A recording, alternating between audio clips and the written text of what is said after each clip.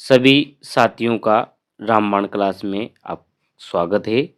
और हमारी क्लास रहेगी जीएस एंड जीके की।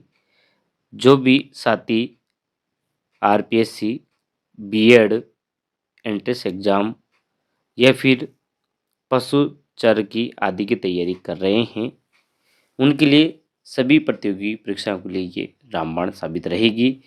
तो इसका अगला क्वेश्चन देख लेते हैं कि किस प्रकार के क्वेश्चन है, वो देख लेते हैं। फर्स्ट क्वेश्चन देखिए, इसका आपके सामने है। सेब में कौन सा अम्ल पाया जाता है? सेब में कौन सा अम्ल पाया जाता है, ये बताना है आपको। लैक्टिक अम्ल, मैलिक अम्ल, एसिटिक अम्ल या फार्मिक अम्ल। तो सेब में कौन सा अम्ल पाया जाता है, इसके बारे में बताना है आपको। साथियों, इसका जो हमारा सही ऑप्शन हो जाएगा वो हो जाएगा बी वाला। मैलिक अम्ल पाया जाता है सेब के अंदर। जो मैलिक अम्ल होता है, इसका जो रासायनिक सूत्र होता है वो होता है CH4C4H6O5 होता है। ये मैलिक अम्ल का रासायनिक सूत्र है। आगे बढ़ते हैं नेक्स्ट क्वेश्चन में हमारा। इसमें हमारा बी ऑप्शन राइट। अगला है कि इमली में कौन सा अम्ल पाया जाता है? टार्टरिक अम्ल, मैलिक अम्ल, एसिटिक अम्ल या फार्मिक अम्ल। जो इमली होती है इसमें टार्टरिक अम्ल पाया जाता है। और जो टार्टरिक होती है, इसका जो रासायनिक सूत्र होता है वह C4H6O6 ये होता है। जो मैलिक अम्ल होता है उसमें O5 होता है और इसमें O6 होता है। बस इतना सा अंतर होता है। आगे चलते हैं नेक्स्ट क्वेश्चन में। नेक्स्ट क्वेश्चन है हमारा, दूध दही में कौन सा अम्ल पाया जाता है? देखो, जितनी भी प्रतियोगी परीक्षाएं होती है उन सभी में साइंस से संबंधित रिलेटेड क्वेश्चन आते हैं और पूछे जाते हैं, इसलिए ये क्वेश्चन इसमें डाले गए इस क्लास के अंदर। तो आप ऐसा ना समझिए कि साइंस क्यों पढ़ा रहे हैं। तो इसमें देखिए कि दूध और दही में कौन सा अम्ल पाया जाता है। टार्टरिक अम्ल, मैलिक अम्ल, एसिटिक अम्ल या लैक्टिक अम्ल। बहुत सारे दोस्तों को इसका आंसर ज्ञात होगा। तो हमारा इसका सही ऑप्शन हो जाएगा लैक्टिक अम्ल। लैक्टिक अम्ल की बात करें तो इसका जो रासायनिक सूत्र होता है वो देख लीजिए, C3H6 और O3 होता है। ये लैक्टिक अम्ल का रासायनिक सूत्र होता है। आगे बढ़ते हैं नेक्स्ट क्वेश्चन पर। D option right. अगला है, सिरिका में कौन सा अम्ल पाया जाता है? टार्टरिक अम्ल, मैलिक अम्ल, एसिटिक अम्ल या लैक्टिक अम्ल। जो सिरिका होता है इसमें अम्ल पाया जाता है एसिटिक अम्ल पाया जाता है। और एसिटिक अम्ल का जो रासायनिक सूत्र होता है वो देख लीजिए, CH3COOH होता है। यानी कि आपको रासायनिक सूत्र भी याद होना चाहिए। आगे बढ़ते नेक्स्ट क्वेश्चन में। इसमें हमारा सी ऑप्शन राइट हो जाएगा। नेक्स्ट ये है हमारा, लाल चींटी के डंक में। ये हमेशा मोस्ट इम्पोर्टेंट क्वेश्चन है, ये पूछा जरूर जाता है, इसलिए मोस्ट इम्पोर्टेंट है कि लाल चींटी में डंक में कौन सा अम्ल होता है, ये पूछ लिया जाता है। टार्टरिक अम्ल, मैलिक अम्ल या एसिटिक अम्ल या फार्मिक अम्ल। जो लाल चींटियों में जो अम्ल पाया जाता है वो होता है फार्मिक अम्ल। इसमें डी ऑप्शन हमारा सही हो जाएगा। और फार्मिक अम्ल की बात करें तो इसका जो रासायनिक सूत्र होता है, फार्मिक अम्ल का रासायनिक सूत्र देख लीजिए, HCOOH ये होता है इसका फार्मिक अम्ल का। आगे चलते हैं नेक्स्ट क्वेश्चन पर। इसमें हमारा डी ऑप्शन राइट। नेक्स्ट है, नींबू व खट्टे पदार्थों में, ये भी मोस्ट इम्पोर्टेंट है, इसलिए मैंने इम्पोर्टेंट लगा दिया। नींबू व खट्टे पदार्थ में कौन सा अम्ल पाया जाता है? टार्टरिक अम्ल, साइट्रिक अम्ल, एसिटिक अम्ल या फार्मिक अम्ल। साइट्रिक अम्ल नींबू व खट्टे पदार्थ में पाया जाता है, यानी कि इसमें बी ऑप्शन हमारा राइट हो जाएगा।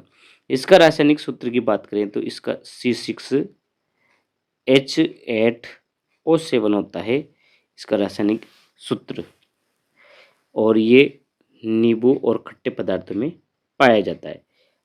आगे बढ़ते हैं नेक्स्ट क्वेश्चन में, इसमें हमारा बी ऑप्शन राइट हो जाएगा। अगला क्वेश्चन है हमारा, टमाटर के बीज में कौन सा अम्ल पाया जाता है? टमाटर के बीज में अम्ल पूछा है, टार्ट्रिक अम्ल, साइट्रिक अम्ल, एसिटिक अम्ल या ऑक्सैलिक अम्ल। जो टमाटर होता है इसमें जो अम्ल पाया जाता है वो ऑक्सैलिक अम्ल होता है, और ऑक्सैलिक अम्ल का जो रासायनिक सूत्र होता है वो C2H2O4 होता है, C2H2O4 होता है। तो इसमें हमारा डी ऑप्शन राइट हो जाएगा। अगला है नेक्स्ट क्वेश्चन, किडनी, ये भी मोस्ट इम्पोर्टेंट है, याद रखने वाली चीज़ है। किडनी की पथरी को क्या कहते हैं? किडनी की पथरी को क्या कहते हैं? कैल्शियम ऑक्सलेट, हाइड्रोक्लोरिक अम्ल या नाइट्रिक अम्ल या ऑक्सैलिक अम्ल। जो किडनी की पथरी को कहते हैं कैल्शियम ऑक्सलेट, कैल्शियम ऑक्सलेट बोला जाता है इसको। कैल्शियम ऑक्सलेट का जो रासायनिक सूत्र होता है वो होता है CaC2O4।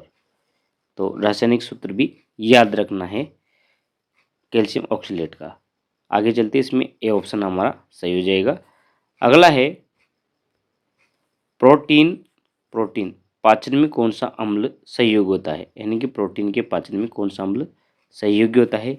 कैल्शियम ऑक्सलेट, हाइड्रोक्लोरिक अम्ल, नाइट्रिक अम्ल, ऑक्सैलिक अम्ल। तो प्रोटीन के पाचन के लिए जो हाइड्रोक्लोरिक अम्ल होता है इसकी आवश्यकता होती है, और इसका रासायनिक सूत्र होता है HCl, हाइड्रोक्लोरिक अम्ल। ये पाचन में हमारा सहायक होता है। आगे चलते हैं नेक्स्ट क्वेश्चन पर, इसमें हमारा बी ऑप्शन राइट हो जाएगा। नेक्स्ट है, साइलेंट वैली कहाँ स्थित है?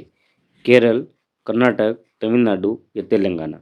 साइलेंट वैली कहाँ स्थित है? तो इसका सही ऑप्शन हो जाएगा हमारा केरल राज्य में स्थित है साइलेंट वैली। केरल की बात करें तो केरल से एक और क्वेश्चन रिलेटेड होता है कि नृत्य, प्रसिद्ध नृत्य जो केरल का है वो कथकली है। तो ये भी याद रखने वाली चीज़ है, कथकली नृत्य केरल का है। इसी के साथ कर्नाटक की बात करें तो कर्नाटक का यक्षगान नृत्य और संगीत दोनों ही है। तमिलनाडु की बात करें कि तमिलनाडु में कौन सा नृत्य प्रसिद्ध है? वो है भरतनाट्यम। ये भी मोस्ट इम्पोर्टेंट वाला क्वेश्चन है जो मैंने आपको बताया है। बात करते हैं तेलंगाना की, तो तेलंगाना राज्य का जो पेरिनी थंडाम, ये जरूर पूछा जाता है, थंडावम नृत्य तेलंगाना का। तो याद रखने वाली बहुत ही इम्पोर्टेंट चीज़ है इसमें। आगे बढ़ते हैं नेक्स्ट क्वेश्चन पर, इसमें हमारा ए ऑप्शन राइट। अगला है, अंतरराष्ट्रीय सौर गठबंधन का मुख्यालय कहाँ? अंतर्राष्ट्रीय सौर गठबंधन का मुख्यालय कहाँ स्थित है? नई दिल्ली, गुरुग्राम, अहमदाबाद या श्री हरिकोटा। गुरुग्राम की बात करें तो गुरुग्राम हरियाणा के अंदर है, और यहाँ पर ही ये सौर गठबंधन का मुख्यालय स्थित है हरियाणा राज्य में, और इसी अंतर्राष्ट्रीय को कहते हैं ISA कहते हैं। और इसके जो अध्यक्ष है RK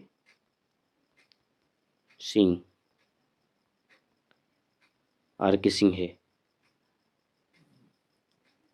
आगे चलते, इसमें बी ऑप्शन राइट हो जाएगा हमारा। नेक्स्ट है,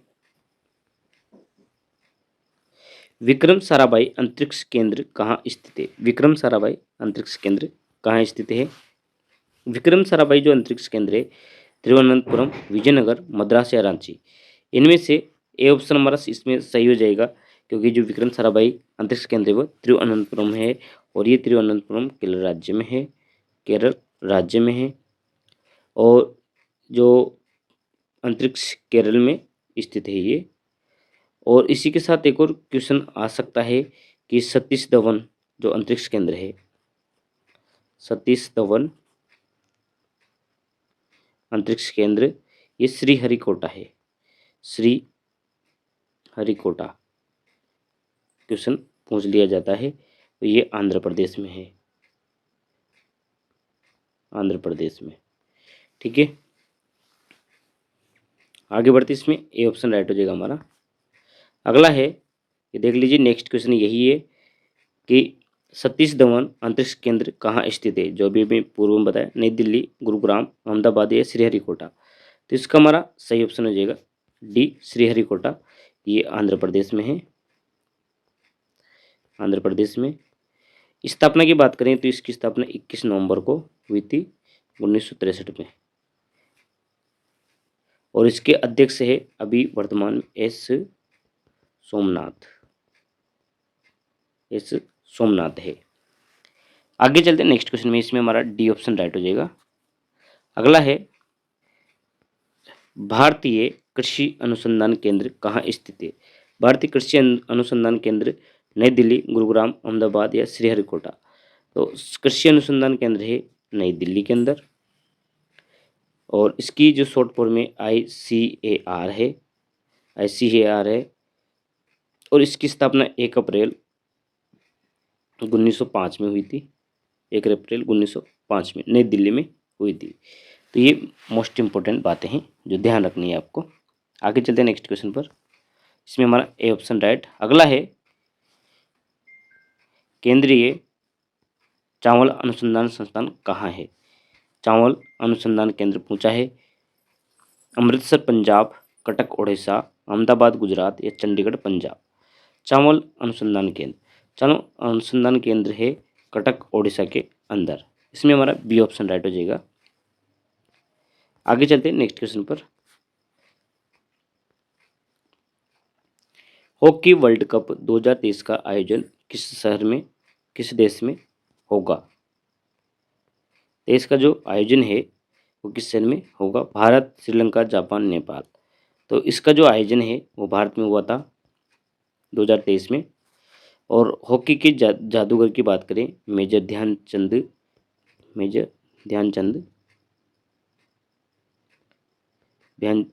है। और इनका जो जन्म है वो 29 अगस्त 1905 में हुआ था, ये भी याद रखना है। और मृत्यु की बात करें तो जो इनकी मृत्यु है 3 दिसंबर 1979 में हुई। और इनको 3 गोल्ड मेडल मिले हैं, जीते हैं इन्होंने। वो कब 1928, 1932, 1932 और एक 1936 में जीते थे। तो ये 3 गोल्ड मेडल के सन भी याद रखना है। आगे बढ़ते हैं नेक्स्ट क्वेश्चन पर, इसमें हमारा ए ऑप्शन राइट। अगला है, हॉकी का जादूगर किसे कहा जाता है। ये देख लीजिए, क्वेश्चन पूछ लिया कि हॉकी का जादूगर किसे कहा जाता है। सचिन तेंदुलकर, मेजर ध्यानचंद, महेंद्र सिंह, विराट कोहली। इससे पूर्व हॉकी से संबंधित आया, तो इसका हमारा सही ऑप्शन हो जाएगा मेजर ध्यानचंद। और इनके बारे में मैंने इससे पूर्व वाले क्वेश्चन में बता दी है कि इनके द्वारा 3 गोल्ड मेडल जीते गए हैं, जब 1928, 32 और 36 में जीते थे। ये 3 गोल्ड मेडल जीते थे। आगे चलते हैं नेक्स्ट क्वेश्चन पर, इसमें हमारा बी ऑप्शन राइट। अगला है, क्योटो प्रोटोकॉल का संबंध किससे है। क्योटो प्रोटोकॉल का संबंध किससे, क्षोभ मंडल, ओजोन, ग्रीन हाउस गैस या आर्द्रभूमि से। क्योटो प्रोटोकॉल का संबंध है ग्रीन हाउस गैस से। ग्रीन हाउस गैस से, और जो ग्रीन हाउस गैस होती है उसको CO2 होती है, इनके साथ मीथेन भी होती है, नाइट्रेट होती है, नाइट्रस ऑक्साइड